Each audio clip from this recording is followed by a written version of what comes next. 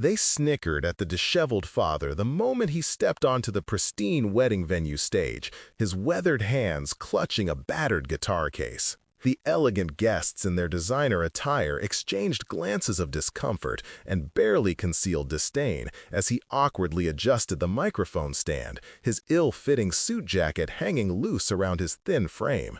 The father of the bride, they whispered, though he looked more like he belonged on a street corner than at this lavish five-star hotel ballroom. When he accidentally knocked over a champagne flute, sending crystal shards across the polished floor, the uncomfortable laughter grew louder. Security personnel hovered nearby, seemingly ready to escort him away if necessary.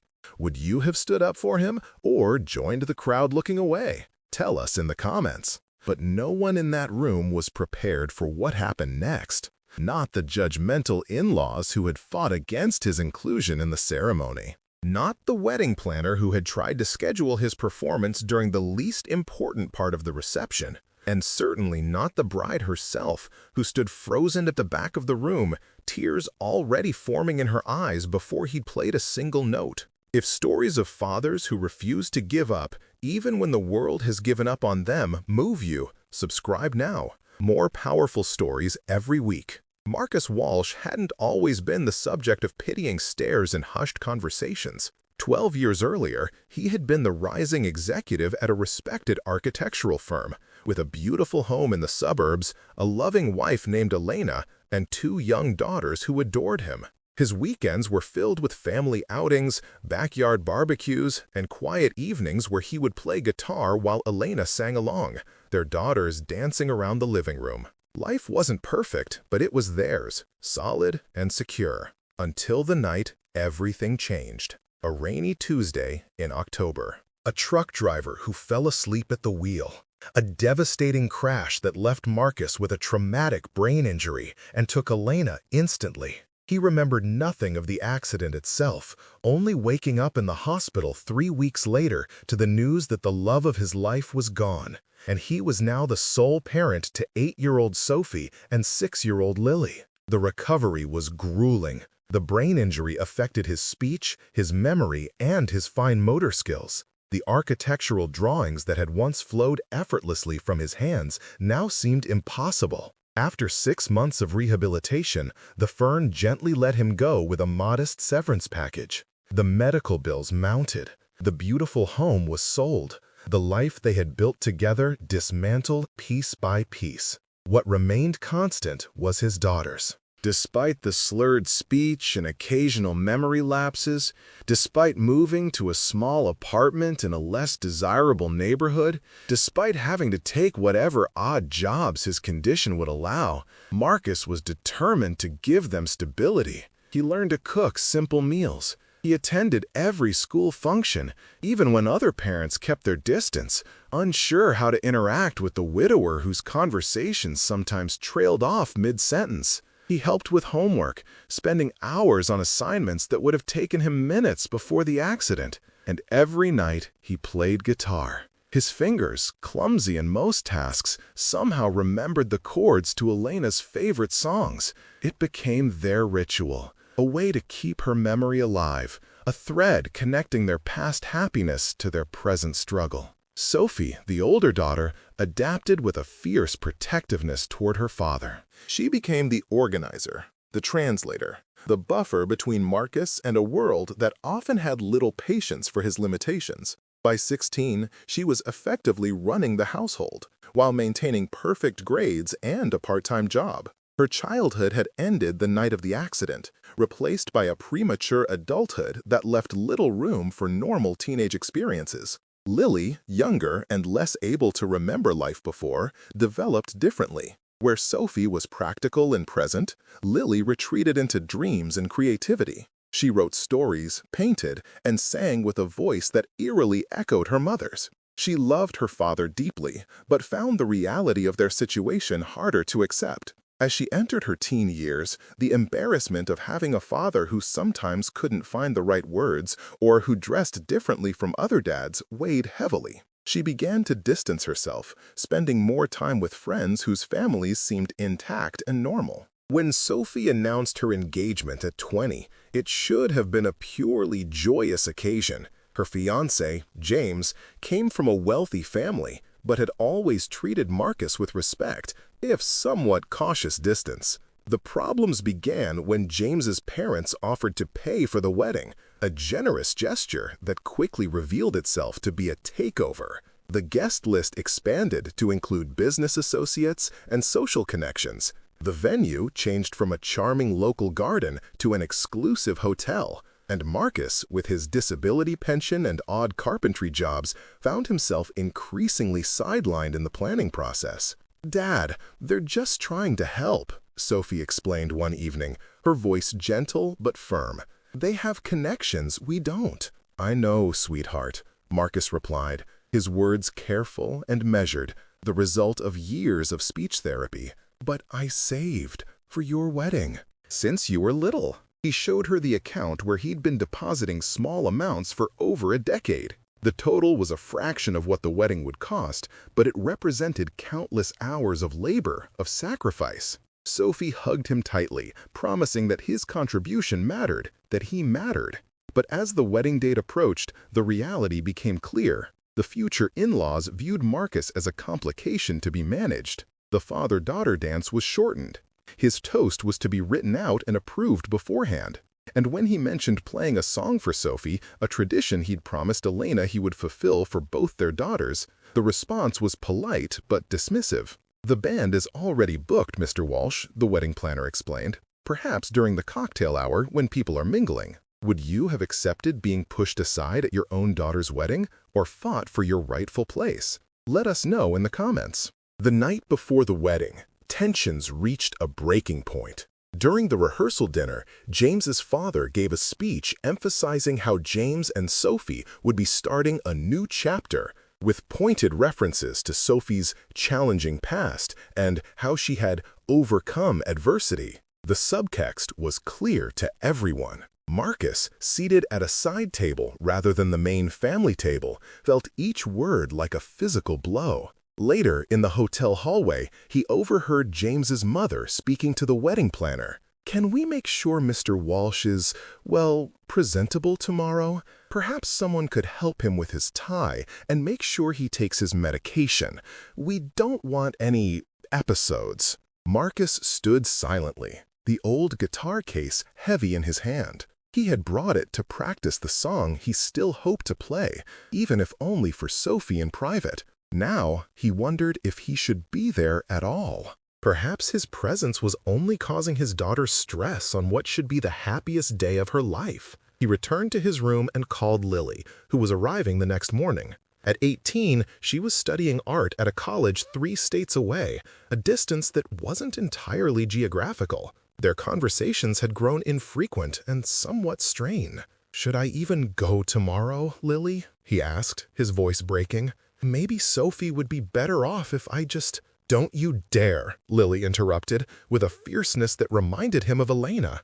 "Don't you dare let them push you out." The morning of the wedding dawned bright and clear. Marcus awoke early, his mind unusually sharp. He showered carefully, took extra time shaving, and put on the new suit Sophie had insisted on buying him.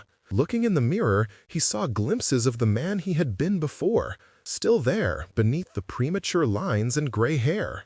He opened the guitar case and ran his fingers over the strings, playing the opening notes of the song he had chosen. Not one of the old favorites he played at home, but something new he had been working on for months. Pushing through the frustration when his fingers wouldn't cooperate, practicing until the calluses on his fingertips hardened and split. When a knock came at his door, he expected the wedding coordinator, perhaps with another list of instructions or restrictions.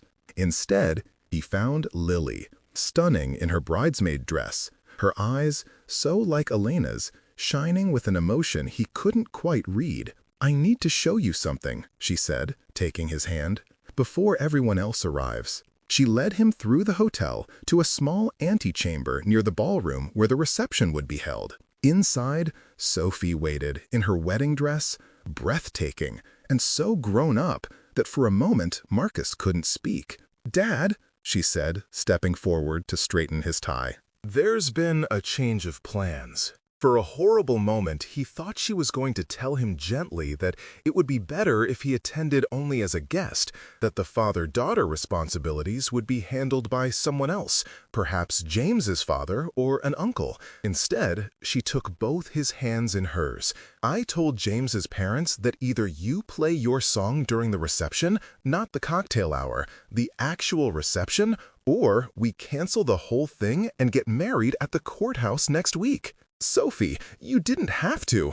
"Yes, I did," she interrupted. "This is my wedding, and you're my father, the only parent I have left, and I'm not letting anyone tell me how that should look." The ceremony passed in a blur of emotions. Marcus walked Sophie down the aisle with a steadiness that surprised even him, focusing on her hand on his arm, on the responsibility he had carried since the night Elena died. He shook James's hand firmly at the altar, the two men exchanging a look of understanding that transcended words.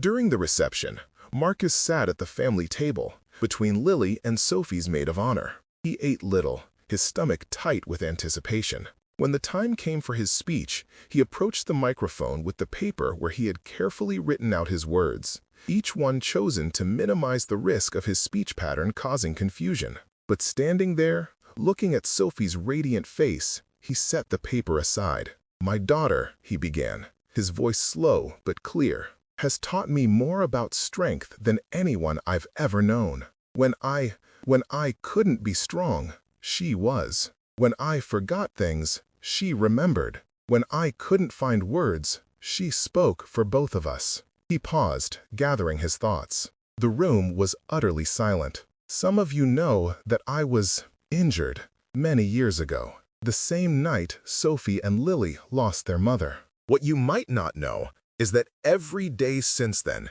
these girls, these women now, have been my reason to keep trying, to keep fighting, even when it seemed impossible." His eyes found Lily in the crowd, her face a mirror of emotions. "I haven't always been the father they deserved, but I never stopped trying to be." Turning back to Sophie, he continued, "Your mother would be so proud of the woman you've become. She always said you had her looks, but my stubbornness." A gentle ripple of laughter moved through the room. "She was right, and I'm grateful for that stubbornness every day."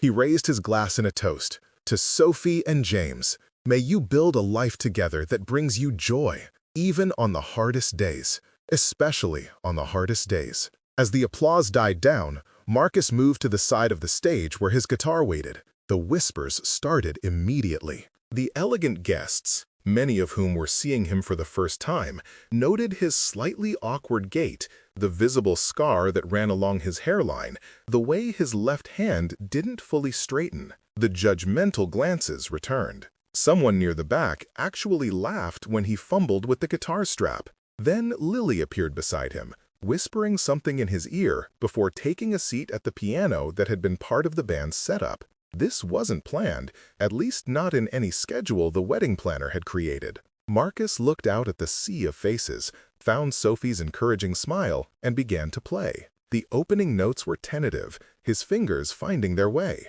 But as the melody emerged, a song no one in the room recognized, a transformation seemed to occur. His hands, usually so clumsy in everyday tasks, moved with increasing confidence across the strings. The slightly slurred speech gave way to music that spoke with perfect clarity. Lily joined in on piano, adding depth to the simple melody. And then, to everyone's astonishment, she began to sing. "This is for the moments we thought would last forever, for the dreams we built together under starry skies. This is for the promise I made when you were leaving, that I'd be the father they need, I'd never compromise." The lyrics told the story of loss, of struggle, of a man trying to raise two girls with half his heart missing, of learning to find joy again, one difficult day at a time, of watching his daughters grow into women while keeping their mother's memory alive. By the second verse, there wasn't a dry eye in the room. The judgmental whispers had ceased. The security personnel had backed away. Even James's parents watched in stunned silence as the man they had tried to minimize commanded the attention of everyone present. As the song built to its bridge, Lily's voice soared, revealing a talent few in the room had known she possessed. And then, in a moment that seemed choreographed but was entirely spontaneous, Sophie rose from her seat and joined them on stage. Standing between her father and sister, she added her voice to the harmony for the final chorus. This is for the family we are, not the one we lost. This is for the love that remains when all else is gone. This is my promise kept through all the pain and cost, that in your happiness, our story still lives on. The final notes faded, leaving a silence so profound it seemed to have physical weight. Marcus looked up from his guitar to find the entire reception on their feet, applause thundering through the ballroom. Sophie embraced him first, then Lily joined, the three of them holding each other as they hadn't in years. When they finally separated, James approached, his eyes glistening with tears. "That was incredible," he said, extending his hand to Marcus. But instead of the polite handshake they had always exchanged, James pulled him into a hug. "Thank you for sharing that with us, with everyone." As Marcus returned to his seat, guests stopped him to introduce themselves, to compliment his performance, to ask about the song.